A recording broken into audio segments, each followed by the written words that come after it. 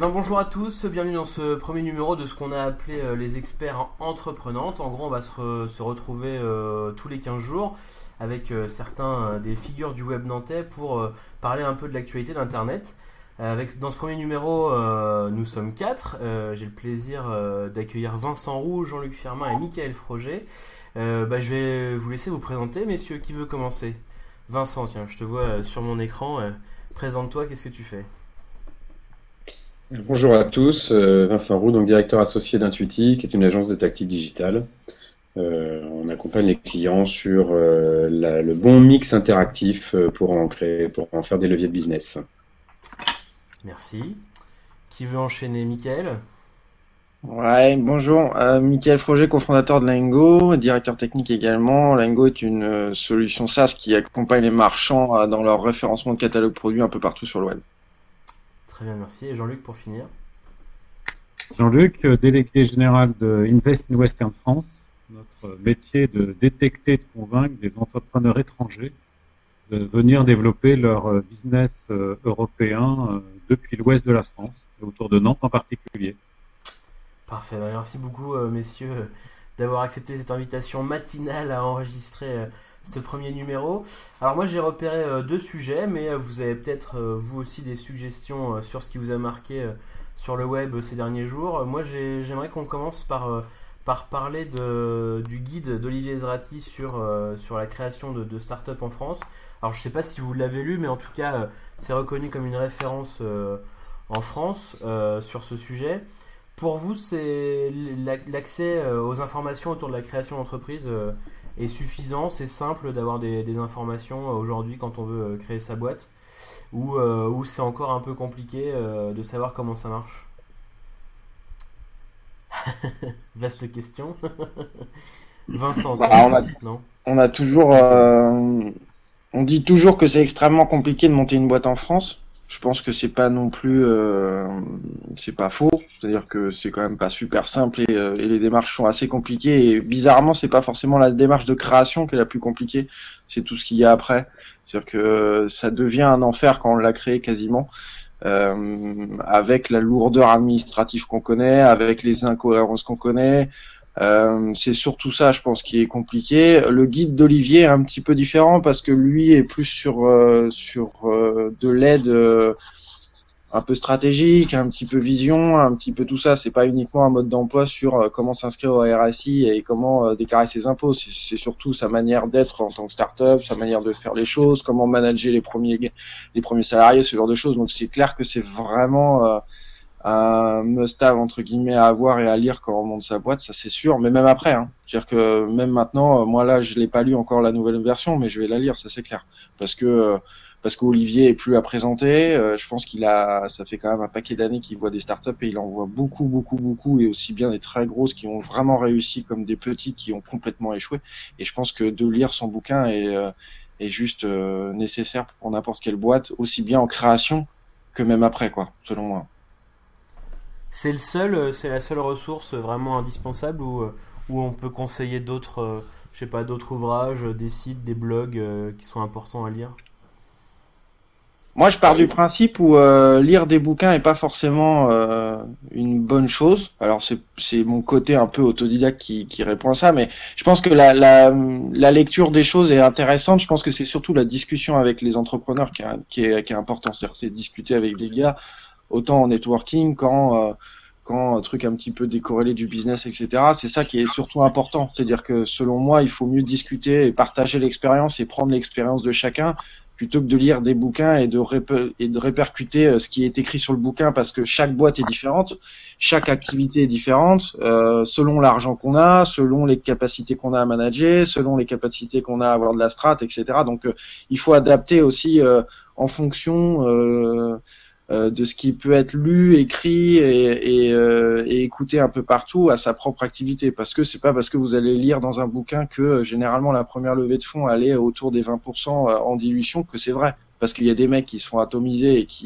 et qui prennent quasiment 50% de la boîte à la première levée, et puis d'autres qui lèvent super bien et qui vont lâcher que 1%. Donc ça dépend vraiment de son activité et tout. Donc je pense selon moi, c'est surtout l'expérience. Il y a beaucoup de blogs très intéressants, ça c'est sûr. Après, je pense que c'est vraiment de la discussion autour, essayer de voir aussi bien sur Twitter, aborder les gens sur Twitter, commencer un peu à leur parler et après échanger par email, ce genre de choses. Nous, c'est ce qu'on a fait par exemple à la création de Lengo. C'est vraiment ce qu'on a fait. On est allé discuter avec les mecs, commencer à parler, présenter le projet, ce genre de choses. Je crois que ça c'est vraiment primordial pour à dire aux différents futurs chefs d'entreprise, c'est d'aller discuter avec leurs pairs, c'est de s'appuyer sur un maximum de réseau relationnel ou de se le construire pour bien savoir ce qui s'est passé, vivre de l'expérience. Parce qu'après, il y a tous les sites de la PCE ou des sites de ce type-là. Hein. Il suffit de taper création d'entreprise dans Google pour voir le nombre de sites qui proposent ce genre de service. On n'enlève rien au fait que ça n'enlèvera rien au fait qu'au-delà des démarches administratives et organisationnelles, le projet d'entreprise, c'est avant tout un projet de personne, un projet d'expérience, un projet de partage, une espèce d'aventure humaine, etc. Et je pense que ça, c'est très important d'aller s'appuyer sur des gens qui l'ont déjà fait, sur des gens qui ont déjà vécu des expériences et qui vont pouvoir faire ce retour-là. Donc il faut trouver un bon mix entre la lecture de documents importants comme le guide d'Olivier, mais aussi la rencontre avec les chefs d'entreprise, quoi. C'est ça l'idée, quoi. Après, ça dépend aussi du caractère du chef d'entreprise. Hein. C'est-à-dire qu'il y a des gens qui ont besoin de lire énormément de livres pour aussi bien apprendre et se rassurer, parce que c'est leur méthodo, c'est-à-dire que c'est leur façon de travailler. Moi, quand j'étais au bahut, il y avait des gens qui passaient leur vie à lire des bouquins parce qu'ils adoraient ça, et en plus, c'est comme ça qu'ils apprenaient à travailler. Moi, je suis plus de l'autre côté, c'est-à-dire que je lis quasiment jamais, j'ai quasiment jamais lu un bouquin vraiment de code, etc. par exemple, ou de management, jamais, parce que j'aime pas ça et que je fonctionne pas comme ça. Donc, faut aussi s'adapter en fonction de son caractère et sa propre manière de voir les choses. C'est pas, je pense qu'il y a des gens, moi plusieurs fois, on est venu me voir en me disant, bah moi, j'ai lu qu'il fallait faire comme ça, comme ça. Bah ouais, mais en fait, il faut pas forcément être bête et méchant et de se dire, il y a qu'une seule manière de faire les choses. Je pense qu'il y a plein de manières de faire les choses et c'est pas parce qu'une boîte qui avait cette méthode-là qui a réussi. Si on transpose en fait ses process et sa manière de faire les choses dans une autre boîte, c'est pas dit qu'elle réussisse aussi. Parce que encore une fois, faut s'adapter autant à son marché, sa propre boîte, ses collaborateurs et aussi son caractère de dirigeant de société, hein, et aussi avec ses associés. C'est-à-dire que chacun a son propre caractère, sa manière de voir les choses, ses objectifs, etc. quoi. Jean-Luc. Moi, je m'arrêterai bien sur la présentation du projet aussi, parce que Michael disait tout à l'heure, il faut aller dans les groupes, présenter son projet. Et on s'est aperçu souvent que savoir présenter son projet de manière concise, c'est un élément important pour un porteur de projet, parce que c'est finalement ce qui va résumer l'ensemble du projet en 90 secondes, en 3 minutes, en 10 minutes, en fonction de ses interlocuteurs. Et ça, c'est vraiment important.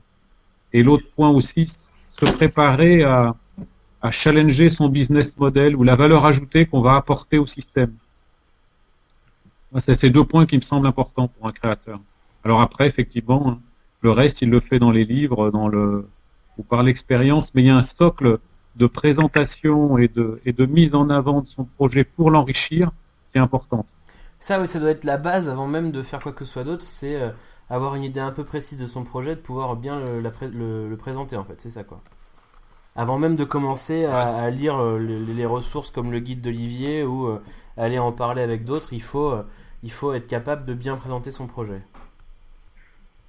Pour moi, c'est un élément essentiel. Ok.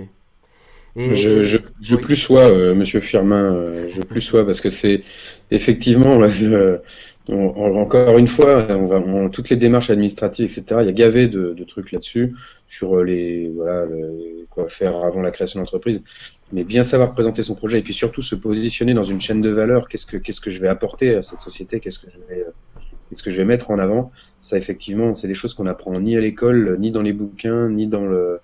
Et là-dessus, on était en conférence la semaine dernière à Grenoble. Et il y a eu toute une partie sur les accélérateurs, les incubateurs, etc. Je pense que ça, c'est aussi un autre bon moyen de se confronter à la réalité, c'est d'aller voir ce genre d'organisation, d'association, et de challenger justement leur business model et de voir comment effectivement on répond à une certaine réalité des choses, quoi. Donc ça veut dire qu'il y a des gens dont c'est le métier alors d'écouter les porteurs de projets, de les guider vers les bonnes, pour leur ouvrir les bonnes portes, etc. Il y a des gens vraiment qui sont ouais, dans le métier, quoi. C'est ça? Oui, il y a aussi les incubateurs, les technopoles, tous ces sont souvent là aussi pour aider les porteurs de projets à clarifier ce point. J'ai bien aimé aussi le retour de Michael sur créer l'entreprise administrativement, c'est assez facile, c'est après que ça se complexifie. C'est pour fréquenter souvent les collectivités publiques, l'obsession de l'acte de création a amené effectivement une simplification de l'acte administratif de création. Mais cette complexité administrative, une fois l'entreprise créée, nous, elle nous est aussi reportée par certains entrepreneurs étrangers. Ils trouvent ça compliqué. D'accord. Vous avez des noms d'organismes ou de portes auxquelles frapper sur Nantes, des gens dont c'est le métier dont on parlait. On parlait d'incubateurs, d'accélérateurs. Bon, la Technopole, on les connaît, mais est-ce qu'il y a d'autres noms qu'on peut citer là, typiquement nantais pour ce genre de démarche? C'est Atlantpol. Il y a Nantes Métropole Développement, ouais. Il y a notre métropole développement, je pense, qui est là. Après, au-delà purement administratif, entre guillemets administratif, sur de l'aide pure, etc., on peut juste parler de la cantine. Hein. C'est-à-dire que vous êtes porteur de projet, vous allez à la cantine, normalement, en une journée, si vous n'êtes pas trop timide et que tout se passe bien, vous avez répondu à une bonne partie de vos questions, parce que entre les Magali, Flo, ce genre de personnes qui sont déjà capables de répondre à un paquet de questions, vous avez déjà des porteurs de projets qui sont soit dans la même démarche, c'est-à-dire que le gars va dire ah bah moi je suis en train de le faire, je vais t'expliquer comment ça marche, ou alors des gens un peu plus aguerris comme Vincent qui vont passer et qui vont être capables de répondre aux questions. Rien que ça, c'est-à-dire que selon moi la première chose à faire à Nantes n'est pas forcément d'aller vers une institution un peu grosse, elle est surtout encore une fois d'aller voir les gens qui ont réellement vécu ça, parce que l'expérience de chacun elle est quand même beaucoup plus importante et significative que des démarches pures et dures de dire il faut s'inscrire à telle date, à tel truc, etc., etc. Parce que moi j'ai monté ma première boîte à 21 ans, il y a des trucs à 2 semaines près, vous les faites pas, vous avez 30 000 euros de subvention qui partent. Voilà, où il y a des choses vous vous emmerdez à les faire entre guillemets, alors que ça sert à rien et que personne va rien vous dire si vous les faites pas, etc., etc., etc. Et ça c'est extrêmement important, c'est-à-dire que selon moi, le premier truc à aller voir, ça reste la cantine, quoi. C'est aussi pour ça que la cantine, elle est née, hein. Je vais amener de l'eau au moulin de Michael. C'est en plus de ça, si on rejoint ce qu'on disait tout à l'heure, c'est que la mise en contact va se faire aussi assez naturellement. Donc, même si les gens ne sont pas forcément à la cantine sur ce moment-là, en fonction du projet, de l'univers dans lequel il va naître, le boulot aussi d'Adrien, Magali et Florent et Lucie, c'est de pouvoir mettre en contact ces porteurs de projets avec des entrepreneurs qui sont membres ou adhérents de la cantine et qui vont être capables de les accompagner. Et ça, nous, des gens comme ça, on en reçoit, que ce soit Mickaël, Jean-Luc ou moi, on en reçoit j'allais dire des dizaines par semaine, c'est pas vrai. Mais on en reçoit, moi j'en reçois encore un cette semaine. Honnêtement, c'est pas loin d'un par semaine, quoi. Donc c'est facile de rencontrer les gens. Ça peut être ça, la peur peut-être de certains porteurs de projets. On le disait tout à l'heure, bon, le guide d'Olivier, c'est un must-read, entre guillemets, mais il peut y avoir, peut-être, on peut se dire, voilà, c'est compliqué d'aller rencontrer les bonnes personnes, etc. Non, à Nantes, on peut facilement rencontrer les gens, quoi. C'est ça. Bah, partout, vous pouvez facilement rencontrer les gens, à part si vous allez chercher les monstres qui sont quasiment inabordables, parce que de par leur emploi du temps et la taille de la boîte, ça commence à être compliqué. Maintenant, aussi bien sur Nantes que sur Paris, si vous vous débrouillez bien, que vous avez du bagou et que vous êtes un petit peu force de proposition, etc., vous pouvez rencontrer n'importe qui. Nous, à Nantes, on est quand même extrêmement accessible. Après, effectivement, on a selon les périodes des emplois du temps pas super évidents. On a aussi des boîtes à faire gérer accessoirement, donc forcément on a un peu un métier, mais c'est quand même très facile de nous libérer du temps et de gérer ces parties-là. Mais ça c'est vrai ici, mais c'est vrai ailleurs. C'est-à-dire que ici il y a peut-être plus d'entraide parce que du coup on est dans une dynamique de pousser Nantes vers le haut très très fort, etc. Mais à Paris, nous on a rencontré énormément de personnes, soit en passant par quelqu'un qui connaît quelqu'un, soit y aller en direct en tapant le mail directement.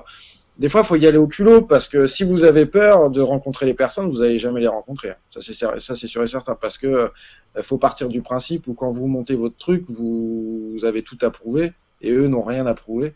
Donc forcément, c'est à vous d'aller de l'avant et d'essayer de faire les choses. Mais à Nantes, oui, c'est extrêmement simple. Comme disait Vincent, nous, on reçoit énormément de mails qui je vais monter ce projet-là.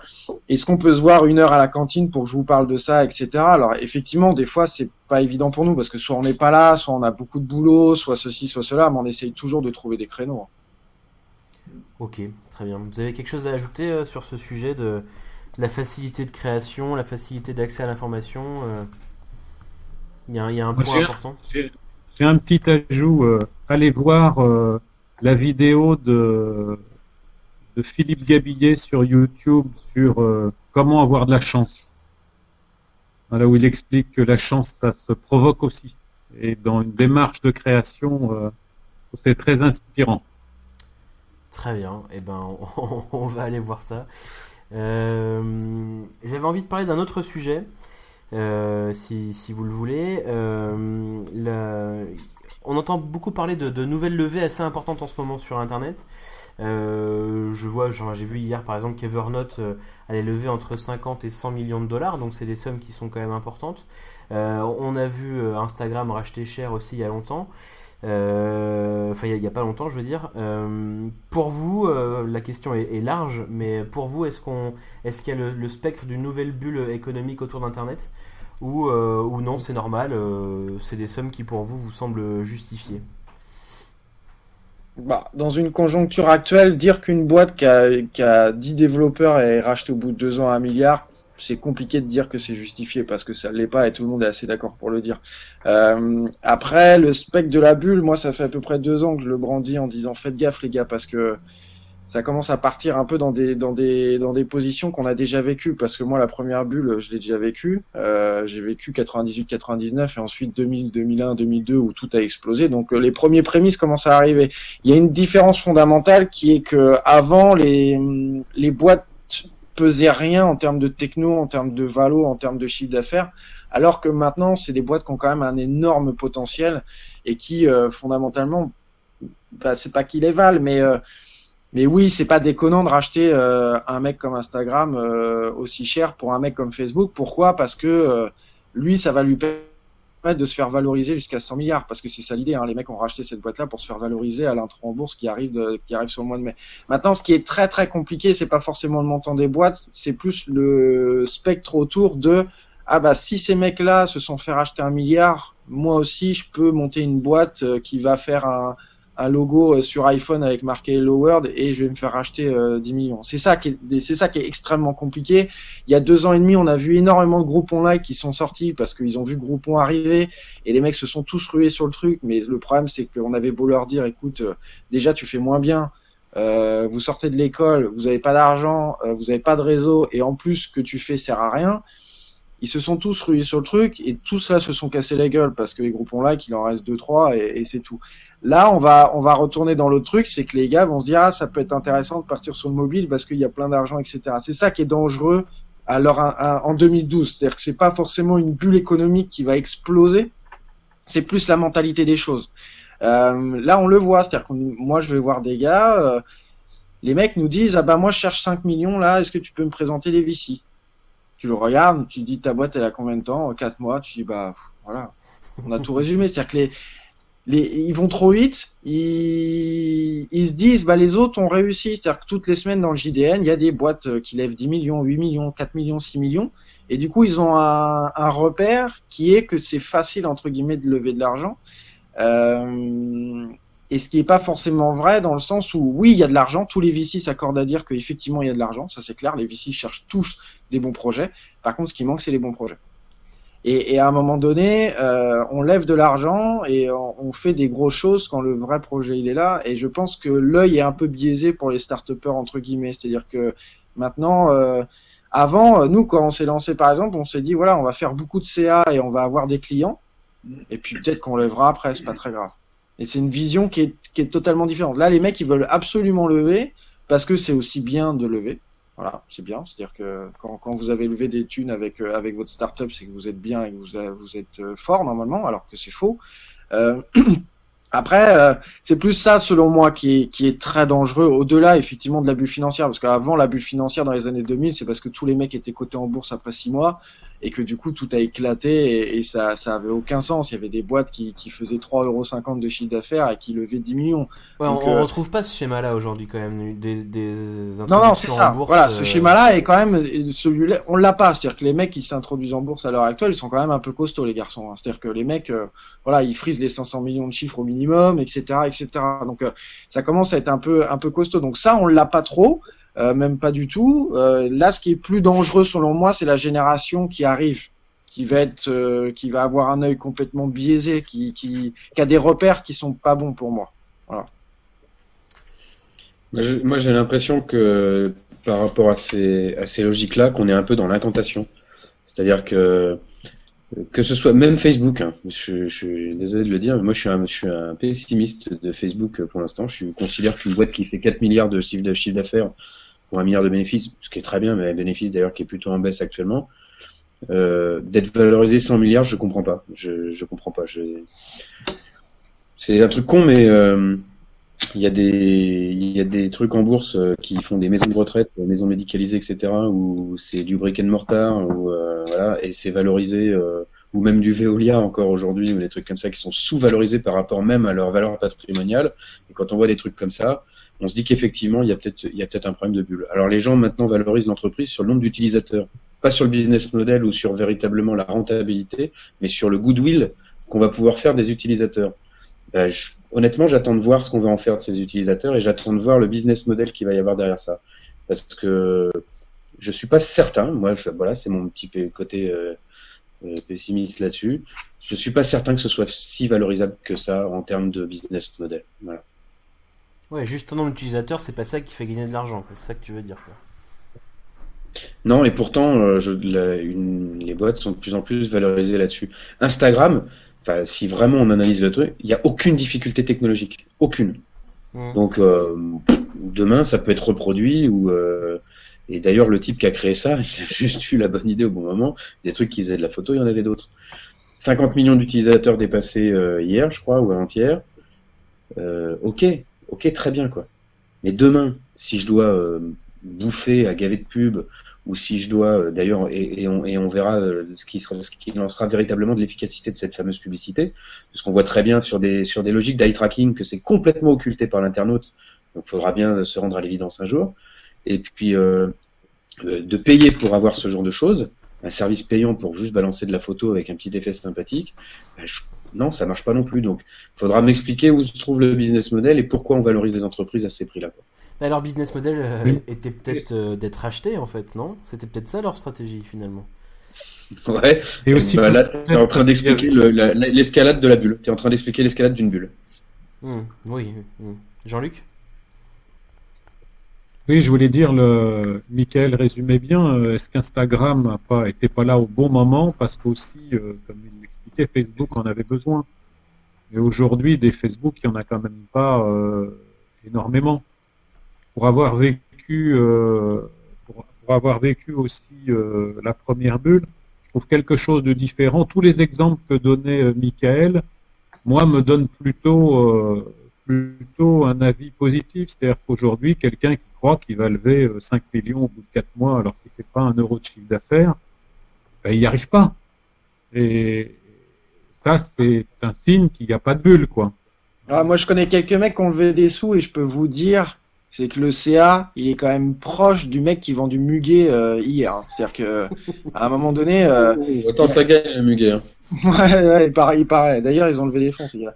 Non, mais il y a des mecs qui ont levé des sous qui sont dans des difficultés financières extrêmement élevées. Il y a des mecs qui n'arrivaient pas du tout à faire du chiffre, parce qu'il faut savoir que là, il y a quand même des levées de fonds qui se font sur de la trésor. C'est-à-dire que c'est des levées de trésor, ce qu'on appelle. C'est des mecs qui lèvent de l'argent pour combler toutes les dettes qu'il y a de l'autre côté et pour essayer de remettre un coup, un peu le champ du signe, quoi. Donc moi, je pense quand même que, effectivement, on n'est pas dans la position des années 2000, mais il faut quand même faire très très attention, parce qu'il y a un autre phénomène aussi, c'est-à-dire que là, le gars, on prend l'exemple d'Instagram, mais il y a les mecs de passe qui font une superbe appli, le danger, c'est quoi? C'est que les mecs décident de lever et qu'est-ce qui va se passer? Les VC, ils vont se dire, putain, il faut pas qu'on loupe le deuxième Instagram. Et ben, on va y aller comme en 14. Et c'est exactement ce qui va se passer parce que les mecs, ils veulent pas louper 2 fois le train. Et c'est là où c'est dangereux parce que vous réussissez une fois, mais généralement, c'est très compliqué de réussir 2 fois. Ça s'est même quasiment jamais vu. Donc, là, ce qui va se passer, c'est que les VC vont dire, putain, on s'est loupé sur Instagram, on n'est pas rentré alors qu'il fallait rentrer, les mecs sont sortis à 1 milliard. Passe cherche 200 millions, on y va. Voilà. Et c'est exactement ce qui va se passer. Ça s'est déjà vu dans d'autres secteurs où les gars ont loupé le leader mondial, ils se sont rués sur le deuxième s'est écroulé. Voilà. Et c'est là où ça peut vite être dangereux. Pourquoi? Parce que ces mecs-là vont injecter beaucoup d'argent et du coup vont perdre de l'argent, ils vont vouloir sortir absolument de l'autre côté, alors que potentiellement, ça serait bien qu'ils y restent et qu'ils réinvestissent, etc. Sauf que les mecs ont perdu tellement de cash de l'autre côté qu'il va falloir qu'ils sortent pour renflouer les dettes. Alors que si jamais ils s'étaient pas précipités, ils seraient restés, ils auraient réinvesti dans la boîte, etc., etc. C'est là où c'est dangereux, c'est-à-dire que la course à aller chercher le prochain Facebook, le prochain Google, va être effrénée là et risque d'avoir des dommages collatéraux assez forts, selon moi. Ouais, honnêtement, je continue d'installer le doute sur la bulle parce que franchement, c'est pas les quelques investisseurs privés, tu vois, je comprends Jean-Luc quand tu dis effectivement, le gars de 4 mois, il peut pas lever un truc de 5 millions, etc. Moi, c'est pas ça qui m'inquiète. À notre échelle, on s'en contrefout même, j'ai envie de te dire. Mais par contre, que des entreprises viennent coter en bourse avec des valorisations effectivement en rachetant des Instagram pour se créer de l'actif, etc. Bah moi ça m'inquiète parce que ça pour le coup c'est beaucoup plus grave, ça va beaucoup plus loin et ça déstabilise les marchés qui déstabilisent en même temps l'économie, etc. Et ça c'est plus là-dessus moi que je suis oui, je comprends. Oui, je comprends. D'accord. Bah après tu vois t'as deux bulles en fait parce que la bulle internet a eu 2 bulles. C'est-à-dire que tu as une première bulle qui est une bulle purement financière, où en gros c'est le bordel en bourse, et puis ça finit à avoir des livrets A, voilà, c'est l'effet papillon, quoi. C'est-à-dire que c'est économiquement tu as une bulle. Ensuite, tu as entre guillemets socialement au niveau des entreprises une bulle. Pourquoi? Parce que les mecs ont plus d'argent, les mecs ferment. Tu te retrouves à avoir des mecs sur le marché à plus savoir quoi en faire. Faut savoir que moi entre la bulle, l'apogée et après bulle, j'ai divisé mon salaire par 3. Hein. Voilà. J'avais le même poste, hein, exactement le même poste, je l'ai divisé par 3. Pourquoi? Parce que les mecs s'en foutent que tu sois bon ou pas. Il y en a 40 à côté de toi qui font la même chose parce qu'il y a eu 40 licenciements et que de toute façon, toutes les boîtes se sont écroulées. Donc il y a vraiment 2 boules. Il y a la bulle que dit Vincent, qui est une bulle purement financière qui peut mettre tout le monde en danger au niveau des valorisations boursières de chacun et ça, c'est très dangereux. Et tu as aussi un autre phénomène qui est que va y avoir des licenciements si jamais ça se passe, va y avoir des boîtes qui ferment, va y avoir des réductions de voilure comme on dit, va y avoir plein de choses et ça c'est plus social qu'autre chose et va y avoir des projets qui vont, si ça se trouve, être géniaux et jamais sortir parce qu'il n'y a pas d'argent ou parce que les investisseurs vont être trop frileux, etc., etc. Donc il y a vraiment 2 côtés des choses. Il y en a un qui est très physique, c'est-à-dire que physiquement on se rend compte que les valos elles explosent et que du coup ça devient n'importe quoi et qu'ensuite ça chute. Donc ça tu le vois en te connectant sur la bourse. Après tu as un truc un petit peu plus sous-marin qui est un peu plus latent, qui dure 2-3 ans, ce qui s'est passé dans les années 2000, c'est-à-dire qu'on a mis à peu près 3-4 ans à s'en remettre, où dans les esprits ça marque. Voilà, autant tous les entrepreneurs qui ont vécu cette fameuse bulle, ils s'en souviennent et ça les a marqués parce que c'est difficile. Les salariés aussi et les investisseurs encore plus. Parce que les investisseurs d'ailleurs tous les investisseurs qui se sont éclatés sur cette fameuse bulle ont mis beaucoup de temps avant de revenir, sinon ne sont jamais revenus. Hein. Donc il y a vraiment 2 côtés qui dans les 2 cas sont très dangereux selon moi. Qu'est-ce qu'on fait alors pour éviter que ça parte n'importe où? Est-ce qu'il faut, c'est quoi? C'est les investisseurs qui doivent se calmer, c'est les porteurs de projets qui doivent se calmer sur les montants qu'ils demandent. Il faut. Je pense que c'est tout. C'est un tout. Je pense que c'est un peu comme tout, quoi. C'est si on doit faire une transposition par rapport à l'histoire, il faut se souvenir des guerres et des trucs. C'est-à-dire qu'il faut se souvenir que la bulle existe parce qu'elle a déjà été là. Donc, il faut s'en souvenir que ça peut réexploser, que ça peut refaire des dommages et qui, si ça se trouve, seront encore plus énormes. Donc, effectivement, les porteurs de projets doivent comprendre que lever des fonds n'est pas une finalité en soi et que la sortie n'est pas une finalité en soi. On peut très bien avoir une super boîte pendant 30 ans. et jamais sortir et vivre très bien et d'avoir X salariés et tout se passe bien. C'est pas une sortie qui est nécessaire. Les investisseurs doivent aussi faire très attention à ce qu'ils peuvent faire et y aller par parcimonie, etc. Le marché doit aussi un peu... Bref, c'est un travail de tout le monde, c'est-à-dire que c'est aussi à nous de porter aussi le message, de brandir un peu le drapeau en disant faites gaffe, c'est vraiment arrivé ça, c'est vraiment arrivé. Il y a des gens qui l'ont jamais vécu, qui en ont quasiment jamais entendu parler. Parce que là, les mecs, ils ont 23 à 24 ans, voilà, ils se souviennent plus de Google et de la naissance de Facebook que 2 ans plus tôt, la bulle qui a explosé, qui en France a fait des ravages. Donc c'est à nous de tous prendre conscience que ça peut exister et que si on tient à notre marché, le problème de la bulle, c'est juste que moi je serais ennuyé de voir plein de boîtes exploser, que nous on commence à ma vie parce que tu as un effet de domino, c'est que si les boîtes ferment, bah si toi tu bosses avec cette boîte là, bah tu perds du chiffre d'affaires, etc., etc. Donc tout le monde est impacté. Il n'y a pas que les mecs qui sont là-haut, c'est effet de domino et tout en bas ça s'écroule aussi. Donc il faut que tout le monde prenne conscience de ça, quoi. Je vais prendre un exemple parallèle, un truc un peu idiot, mais c'est pas forcément, ça l'est pas forcément. On essaie de chercher pas des produits valorisés, on essaie de chercher des produits spéculatifs. Donc même le vin aujourd'hui, ça devient un placement, alors que la qualité est toute relative, même au bout de 10 ans ou 15 ans, en fonction de la garde, en fonction de plein de choses comme ça. Mais ce qu'on cherche maintenant, c'est pas forcément du socle, du ciment. Ce qu'on cherche, c'est quel pourcentage de croissance ça va faire.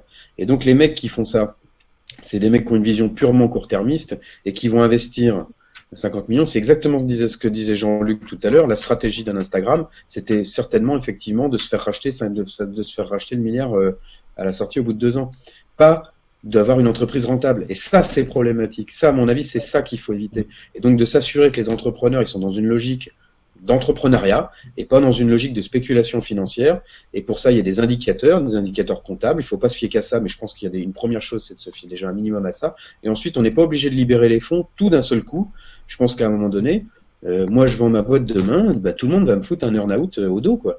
Tout le monde va me dire, dans 3 ans, tu toucheras la somme si la boîte en est là, que tu effectivement disais qu'elle allait y être. Bah, je pense que là aussi, il y a moyen de faire des choses comme ça sur les marchés financiers. Voilà. Demander quelle est la valeur de l'entreprise à chaque fois et s'appuyer, moi j'aime bien dire, s'appuyer sur un chiffre d'affaires. C'est plus que sur une spéculation. Oui, ça n'empêche pas les contre-exemples, hein, mais c'est hyper si la majorité.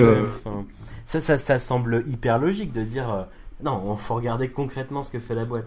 Je trouve ça assez hallucinant, moi, qu'on en soit à se dire à demander à revenir à cette logique, quoi, quand même. C'est-à-dire qu'il y a un vrai problème. Si on est trop sorti du concret, c'est qu'il y a un souci, quoi.